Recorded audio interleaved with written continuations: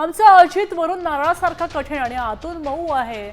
जयंत पाटील आमचे लाडके आहेत असे सरोजताई पाटील म्हणालेत. उगवता तारा म्हणजेच रोहित पवार असं म्हणत त्यांनी रोहित पवारांनाही कौतुक केलेलं आहे. असा आमचा अजित वर्ण नारळासारखा कठोर वाटतो, पण फार प्रेमळ आहे. आतनं गोड पाणी जसं नारळाचं असतं त्याप्रमाणे तो आहे.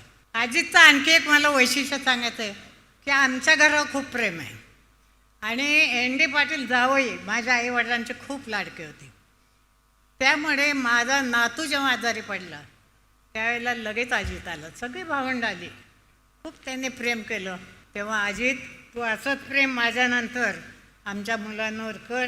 आमचे वाळव्याचे लाडके, कोण ओळखलंच नाही, अभ्यासू, शांत असं व्यक्तिमत्व म्हणजे जयंतराव. अतिशय कुठलंही काम सांगा त्यांची तयारी असते. एका उगवत्या ताऱ्याचा उल्लेख करायला मला खूप आनंद वाटतो, अभिमान वाटतो.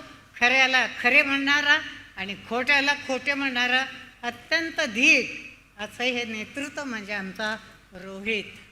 हा रोहित आता फार जोरात भाषणं करायला लागल्या. बरं वाटतं. एन.डी. साहेबांची जागा घेतो की काय काय माहिती. तर लहान वयातही त्यांनी आता चांगला कामाचा झपाटा सुरू केला आणि वाचनही वाढवले. रोहित, तुझं अभिनंदन. आता isakal.com आहे देशातील नंबर 1 ची मराठी न्यूज वेबसाईट. प्रत्येक अपडेटसाठी isakal.com ला नक्की भेट द्या.